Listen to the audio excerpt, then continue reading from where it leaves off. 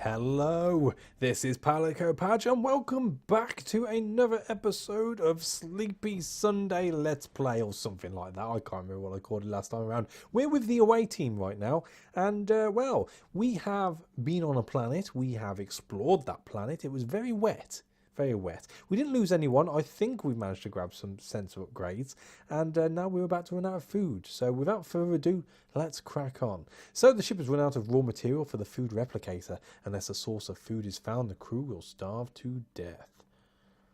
So what shall we do? In fact, now we're here, we could probably have a quick look and see if we got that sensors in or something. You already reviewed this information? We review it. Yes, I want to see my sensors. The ship has a full MARG sensor array, including biochem, capable of scanning planets from orbit, as well as detecting remote bodies within the same system. Outside visual range, a portion of the sensors are devoted to micro debris warning system working in sync with the ship's thesis unit. The ship sensors are tied directly to the crew's atmospheric suit cameras, microphones and hoods, which allow for much more immediate data analysis. That means nothing to me. What about the ship? Well, no, let's just exit then. Right, so we're out of food. The replicator itself is fully functional. The Banash Tarski device is in perfect shape, and the Davis's Super Tasker checks out as well.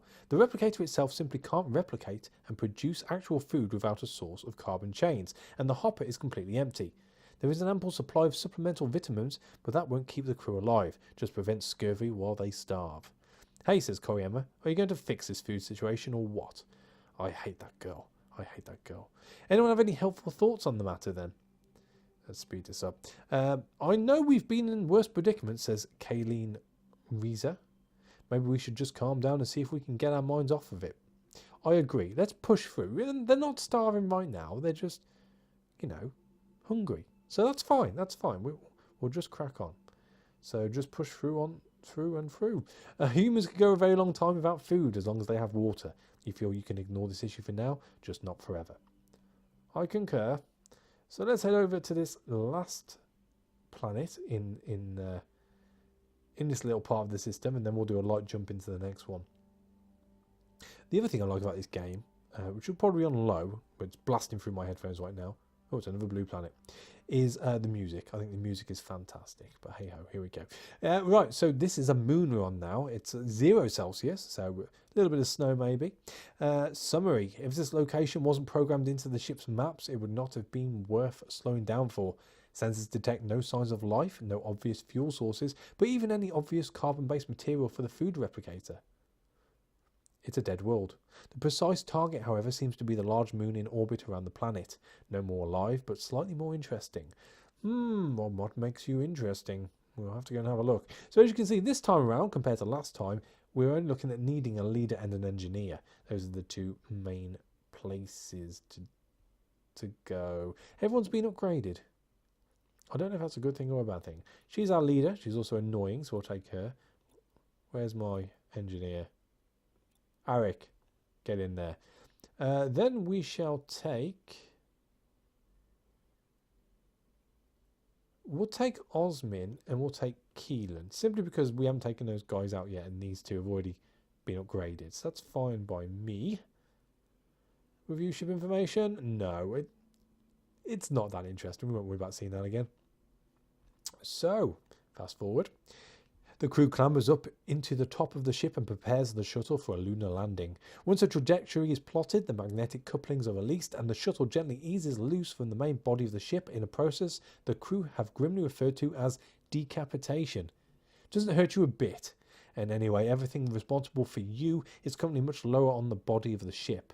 You don't need a head to survive. As you adjust speed and angle to keep the ship in a stable orbit, the shuttle closes in on the surface of the moon. As cameras and sensors come online, it becomes clear that this is definitely the right place, or at least an interesting one. Giant lines, many kilometers long, are carved into the lunar surface, like the Nazca lines on Earth, but actually visible from space. The crew can make out at least 3 sets of straight cross lines with a large arc below them. Clearly the lines are not natural, but what do they indicate? Where is this little moon, of all places? The first destination on the ship's maps? There's no logic behind it, as far as you can tell. Perhaps the crew can figure it out. So do we want to go along the leftmost site the centre, or the rightmost site? Well, I like to think of myself as always right, so let's check out the rightmost site first. The shuttle banks to starboard, heading towards the strange X marking in that direction.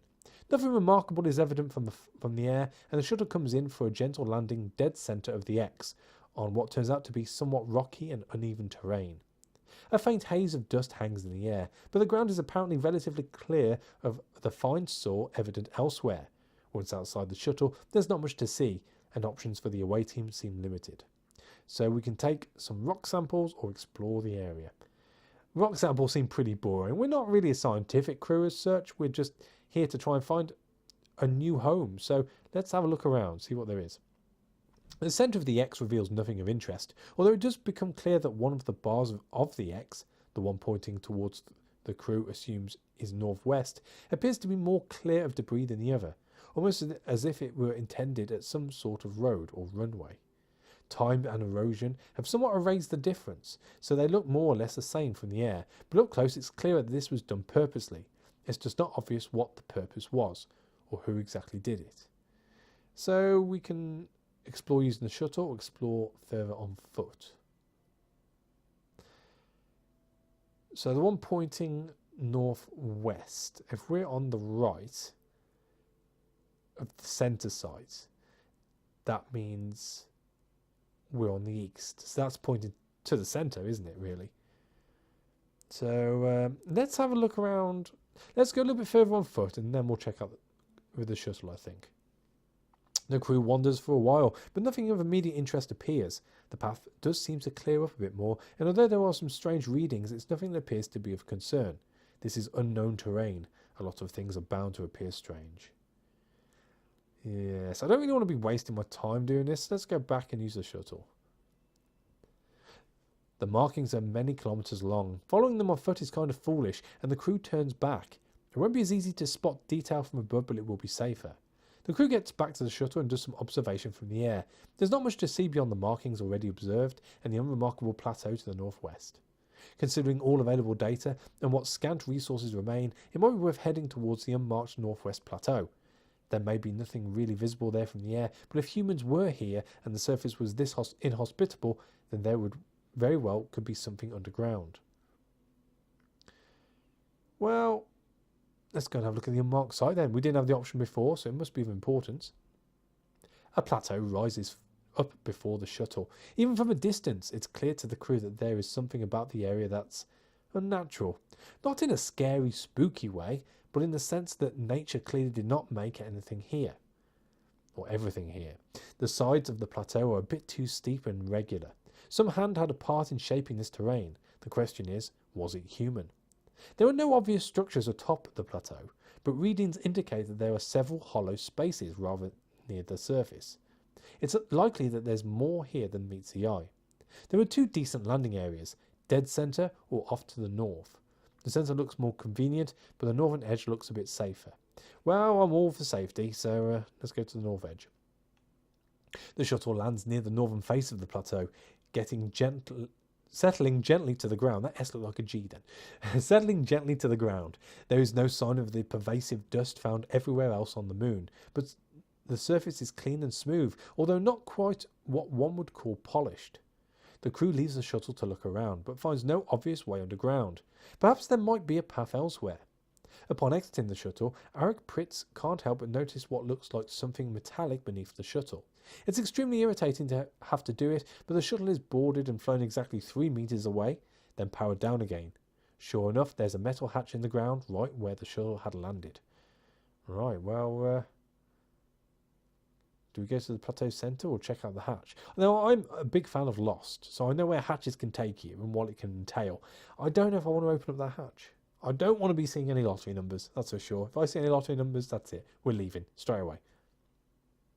The hatch opens to reveal a rather deep shaft, about 1 metre wide, with holdouts carved into the stone on all sides.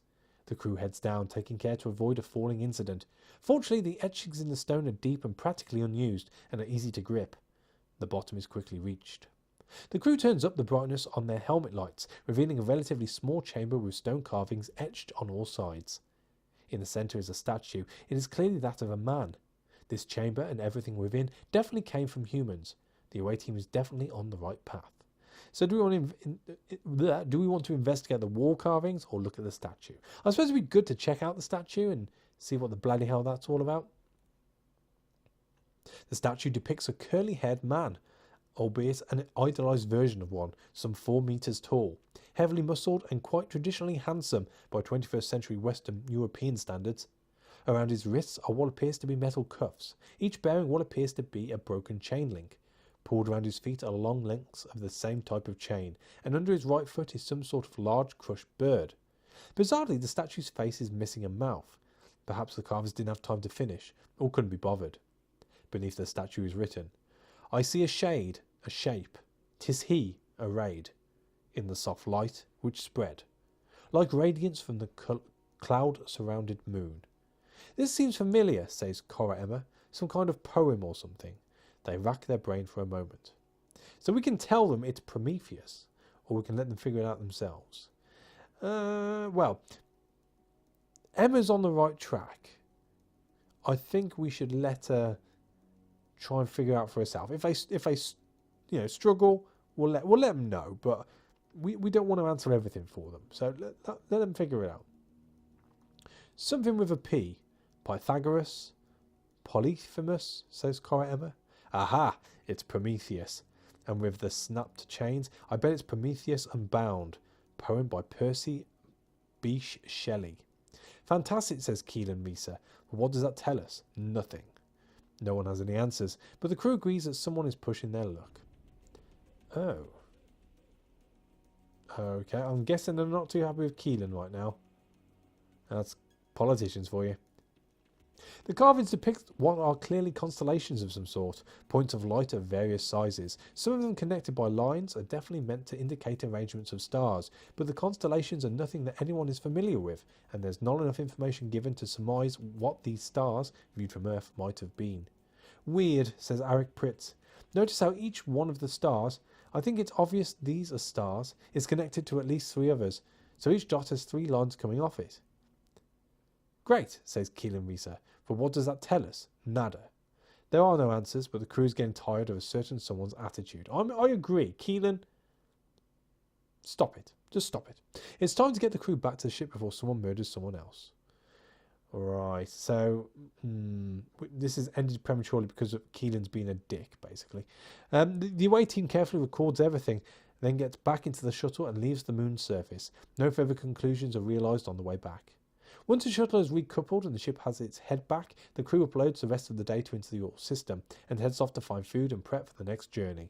Slowly, since they have to reorientate themselves now that their frame of reference is 90 degrees off and gravity, provided by the engines, is down again. By the time they've stumbled across the first ladder, they've solved the mystery. You inform them once they've settled in. Destination system identified, new course set, nav computers updated. So we can give the crew a detailed explanation of the findings, or the crew seems bored, we can skip the explanation. I think we should let them know what's going on.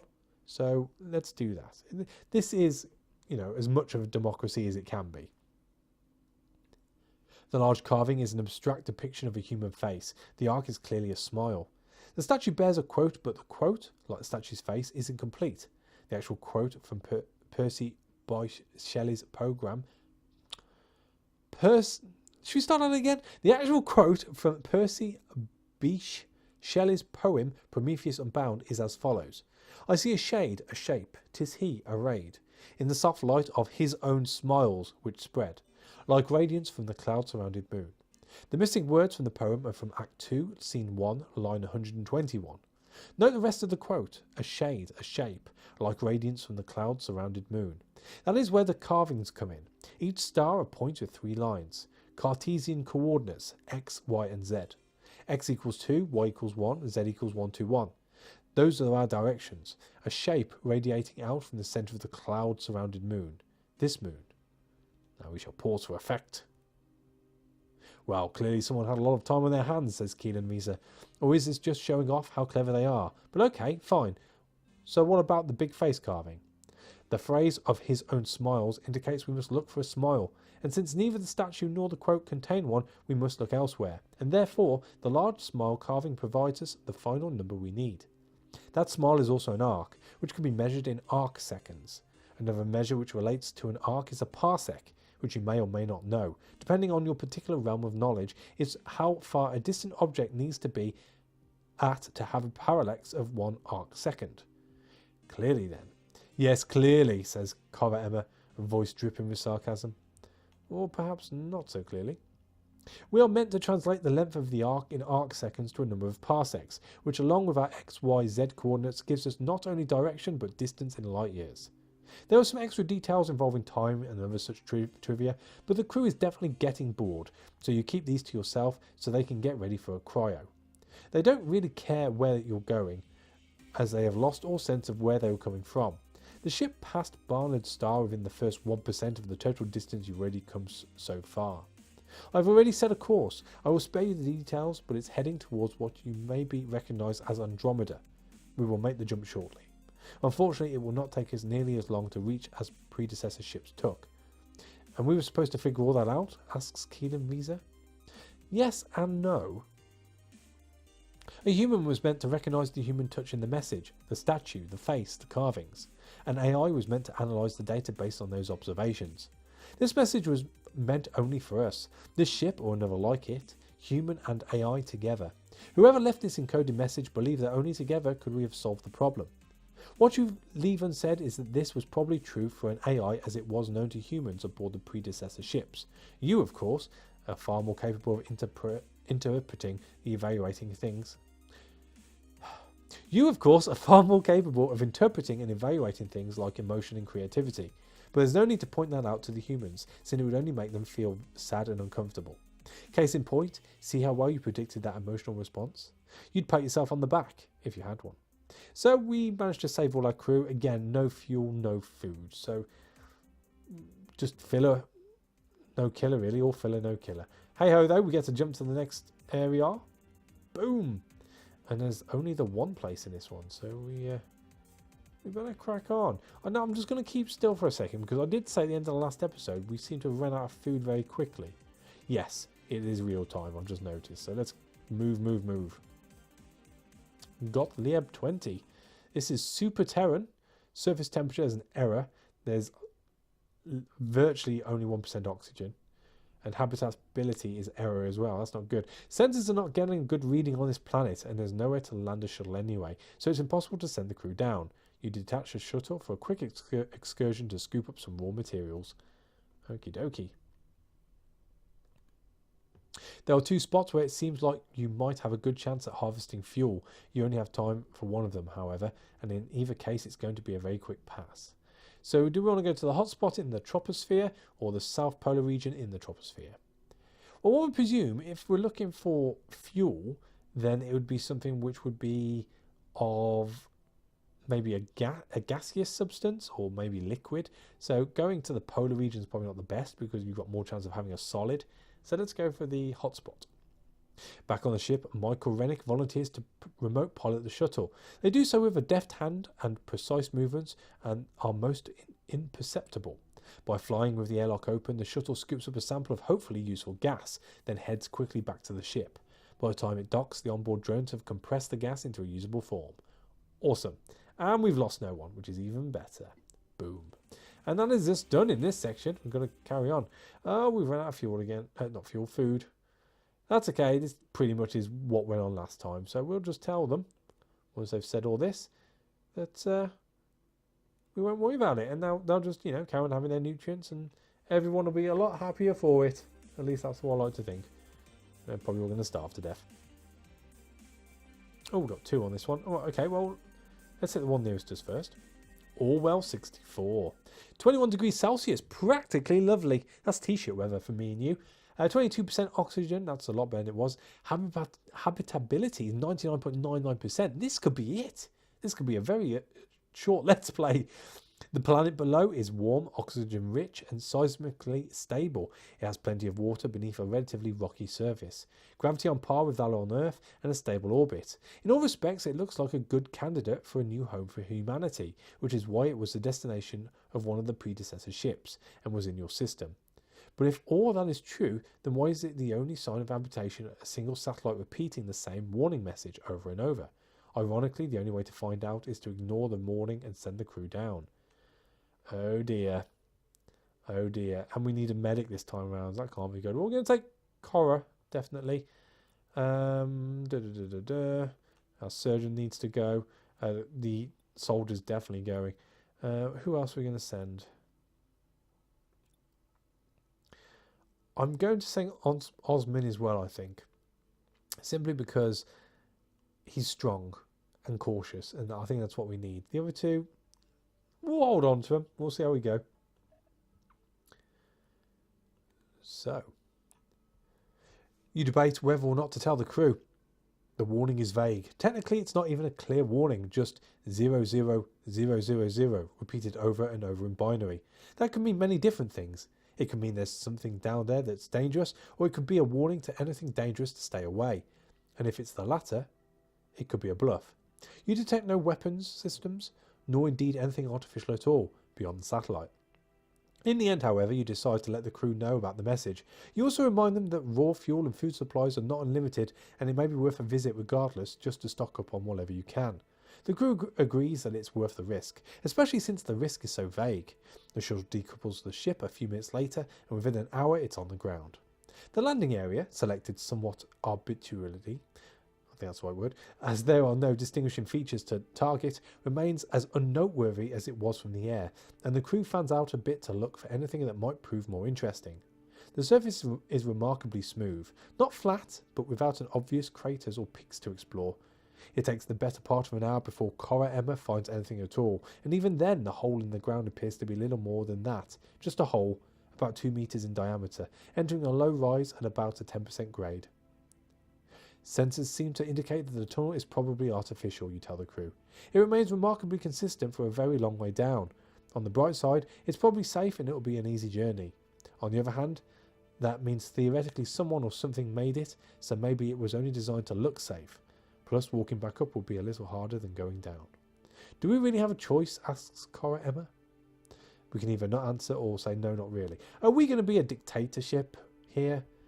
They do tend to rely on us quite a bit, don't they? So it's a case of, if you are looking for someone to blame, you know, it's like no blame, no claim culture, then why not blame the AI, I guess?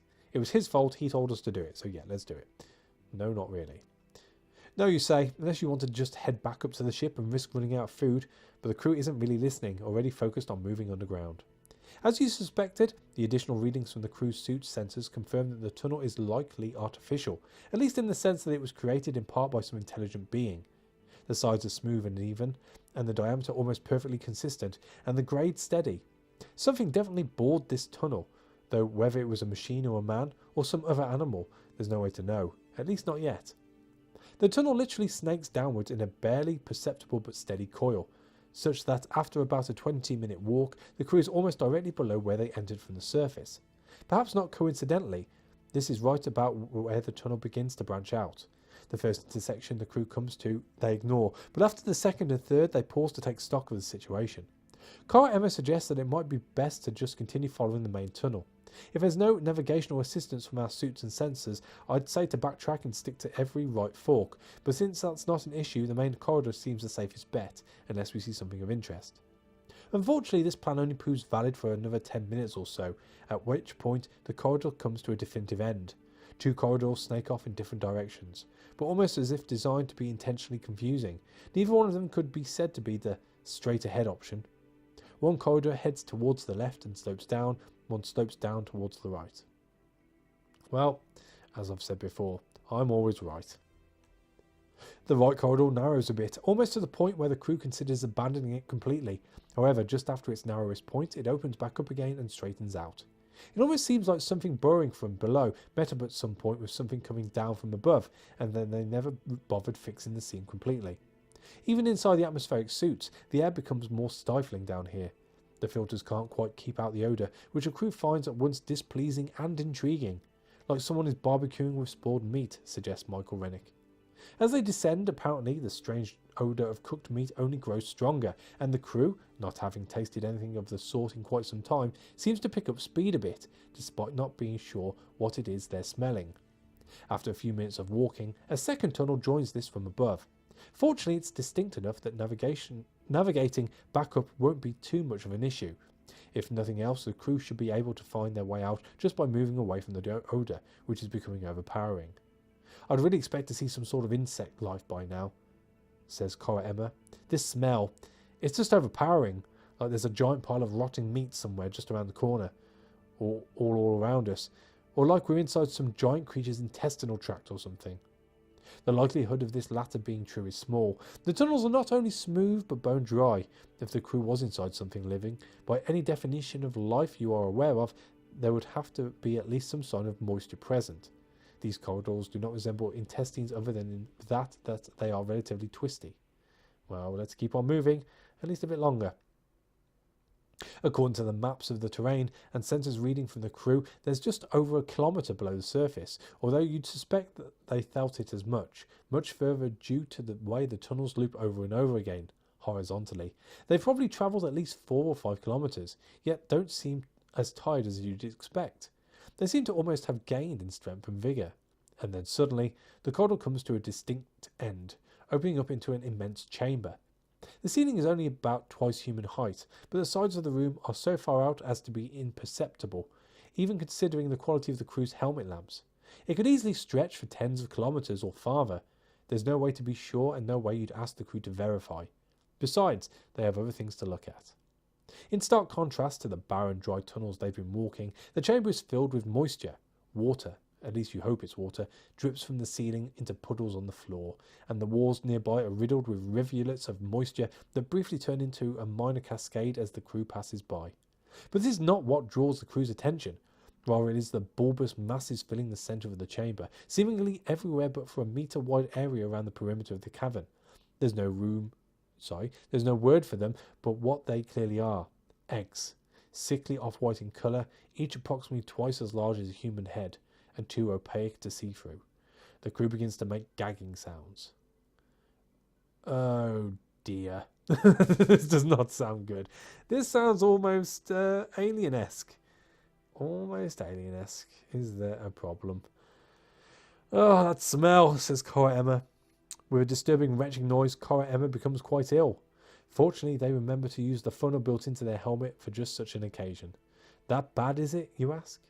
No, they croak. It's wonderful. It's so amazing it hurts. I can't describe it. It's like drowning in chocolate. They are at once glad and disturbed that there's no way for you to perceive what the crew is smelling. You have larger concerns, however, like the fact that these eggs, for whatever reason, aren't showing up as life forms on the scanners. Very curious, to put it mildly. I've seen this movie before, says Fallon Stabler, and there's only one thing to do. Before anyone can stop them, they immediately step forward and begin kicking what everyone assumes are eggs. Oh dear. No, stop! You try, but they won't listen. After a few kicks, their boot sinks through the leathery surface of the nearby sphere, sinking in ankle deep. When they pull it back out, a half-dozen black worms are attached, tendrils of slime trailing back inside the egg. They panic and pull away, and the worms fall back inside the shell, lost from view. This is not good. This is not good. Any opinions on how to handle this? The crew seems torn on what to do, although you can sense that part of their brains want to just rip their helmets off and dive into the middle of the room. They'll have to make a quick decision. Or you'll have to make a quick decision, oh dear. Smash everything to pieces, harvest some of the eggs, enact a full and immediate retreat. I'm interested to see what the worms are. I am a bit perturbed that we have been lured down here by the smell of this awesome whatever it is. And there are eggs with worms in. That can't be good. They didn't eat for any of our suits, though, so I suppose we could take stock of that. That's not such a bad thing. Let's enact a... No, I say okay. Harvest some of the eggs. Why not? We're good. You didn't go all the way down there just to walk out empty-handed, you say. They're eggs. They're food. So let's harvest some and get back to the shuttle. Just be careful. I suggest we approach this less like a harvest and more like a surgery, says Michael Rennick. We don't know for sure if these things are alive or not. But assuming they are, let's assume that keeping them that way will benefit us. And let's assume that breaking them, as with any egg, will probably kill whatever's inside. This proves quite easy, in fact. The eggs, if that's what they are, have a very tough, leathery exterior. There is a thin membrane attaching them to the ground, but it's easy enough to sever with one's fingers. After that, it's a fairly simple feat to simply lift them off the ground intact. The crew begins to make their way up the long, snaky corridor at a leisurely pace.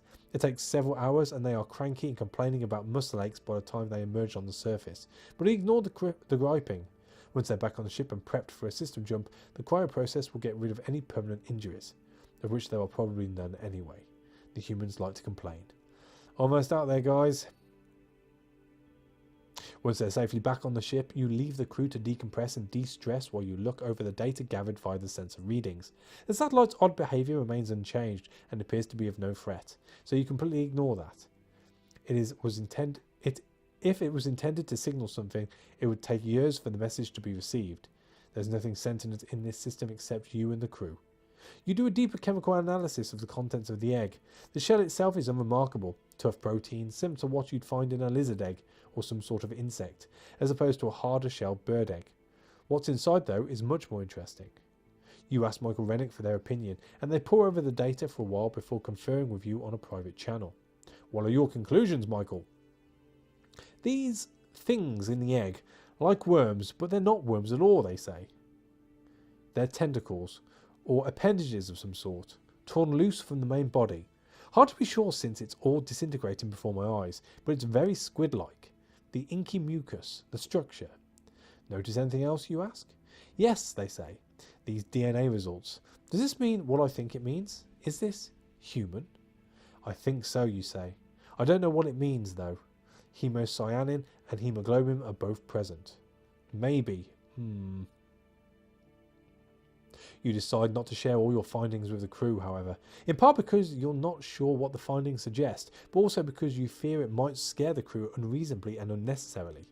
In addition to containing traces of human DNA, the organisms within the eggs contain substances consistent with cryogenic fluid, as would have been used aboard one of the later Aleph-class predecessor ships. Did one of the ships make it here? Did it crash? Was the crew consumed by whatever was on the planet? Or was there something more at work? Moot at any rate. Eggs, cryofluid, whatever the case, the results are clear on one thing. Whatever was inside these egg sacs has been dead for a very long time. Preserved, but long dead. Regardless, it's good enough for use in the food replicator. You keep the specifics to yourself and have some drones shovel the material into the hopper. After a few minutes, it will all just be raw materials anyhow, indistinguishable from whatever else was in there. You hardly wonder if whatever process happened inside those eggs didn't work much the same way, making one thing indistinguishable from another. You gladly leave the planet behind, its lone satellite still screaming into space. You wonder how high it will count before it stops. Well, it didn't have any numbers in it. It was just 0000000, so I don't know how that is going to get any higher. But I digress. I think we'd probably concentrate on the most minuscule thing there, which means absolutely nothing in the big picture. The good thing is we've got food. That's what we needed. So that is tip top.